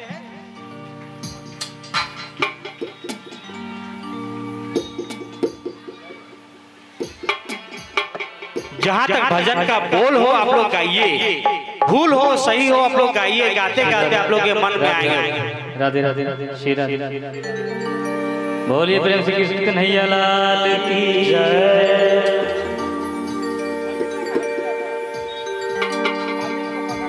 अमृत है हरि नाम जगत में, अमृत है हरि नाम जगत में, इसे छोड़ से रस पीना क्या, हरि नाम नहीं तो जीना क्या। अच्छा आप लोग कौन कौन हरि नाम भजन गाते हैं? दोनों हाथों ऊपर। हरि नाम नहीं तो जीना क्या, अमृत है हरि नाम जगत में, अमृत है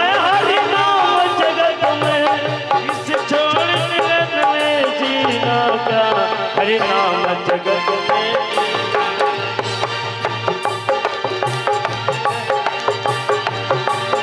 अमृत है हर नाम जगत में,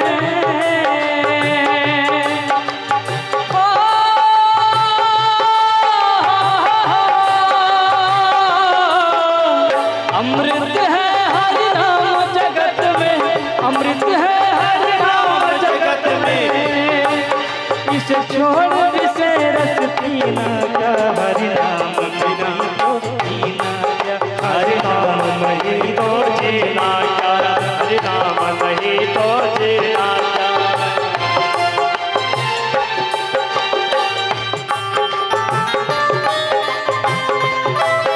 दोनों हाथों को ऊपर और तालियों के साथ।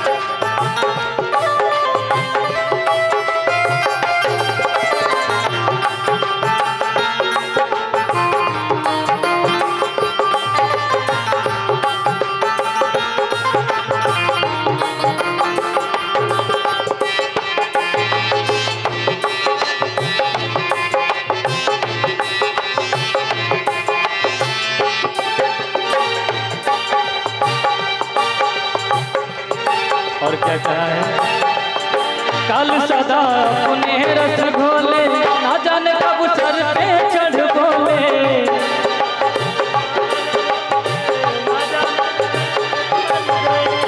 कल सदा अपने रस घोले, ना जाने कब सर चढ़ बोले,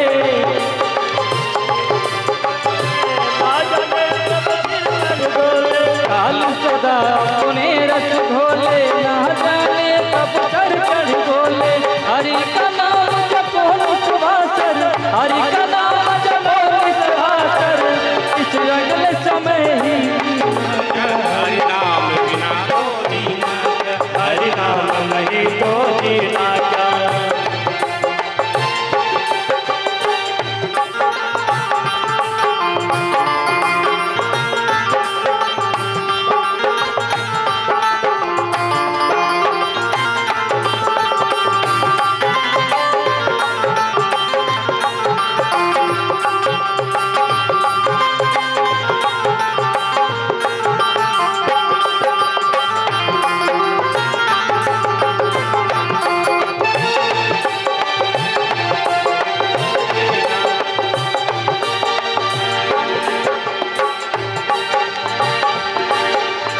भूषण से सब अंग सजावे, रचना पे हरि नाम न लावे,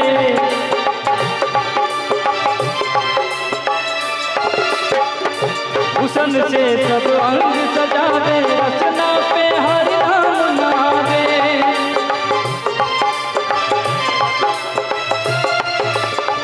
भूषण से सब अंग सजावे, रचना पे हरि नाम न आवे,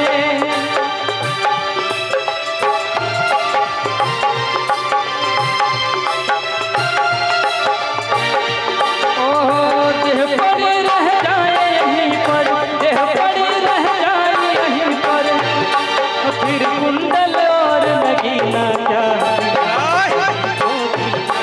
हरि नाम नहीं तो जीना क्या, हरि नाम नहीं तो जीना क्या।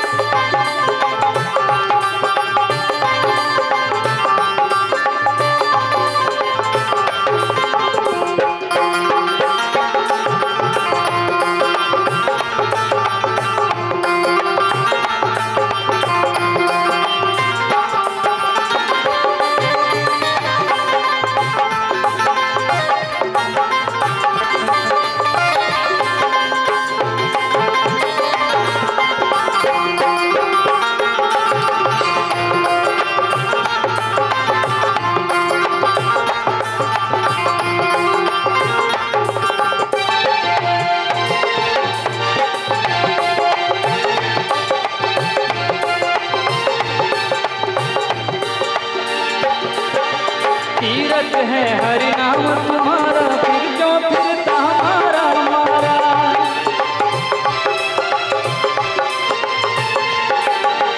तीरथ है हरि नाम तुम्हारा, फिर क्यों फिरता हमारा हमारा, फिर तो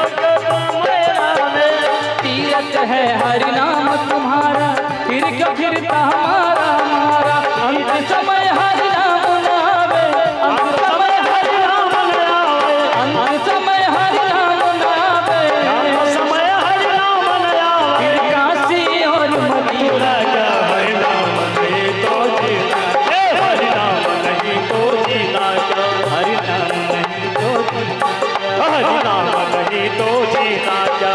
अमृतमय है नाम हरि का, हरि नाम जगत अमृत है हरि नाम जगत में, इसे छोड़ विषय रस पीना का। हरि नाम नहीं तो जीना क्या। हरि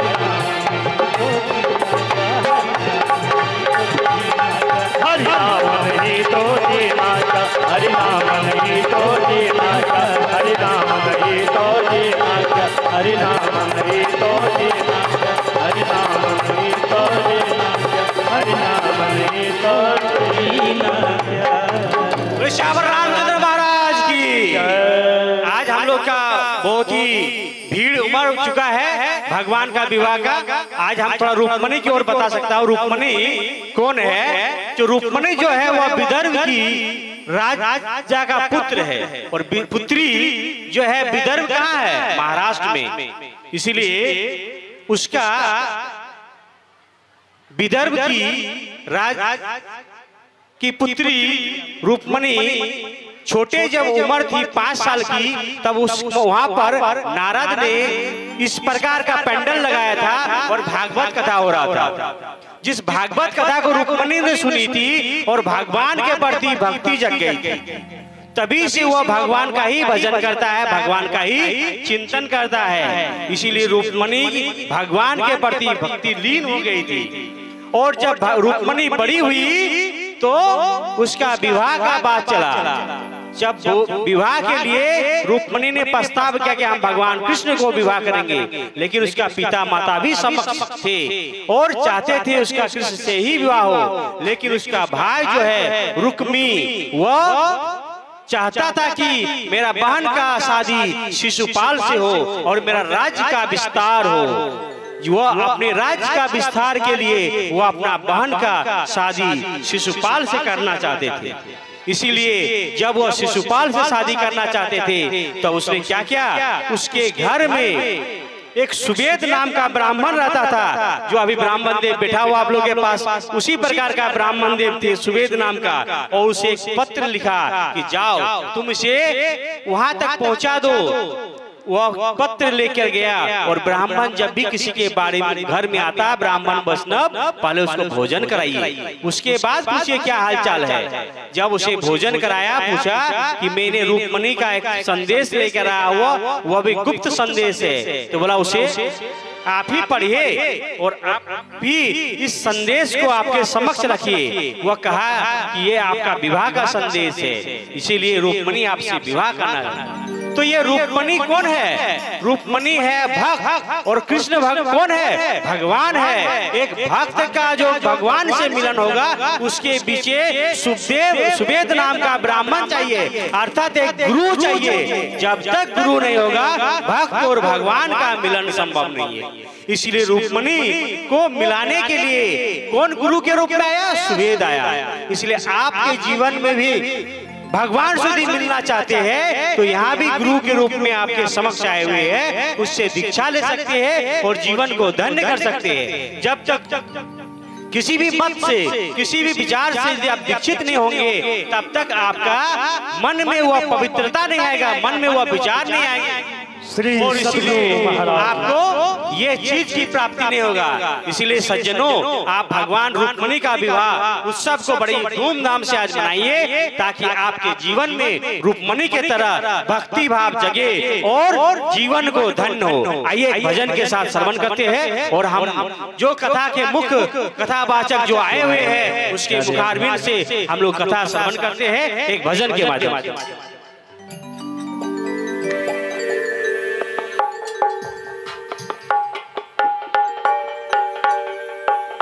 श्री राधे बोली प्रेम श्री कृष्ण कन्हैया लाल की जय। और आइए भोलेनाथ का प्यारा सा भजन, सुंदर सा भजन। श्री राधे राधे।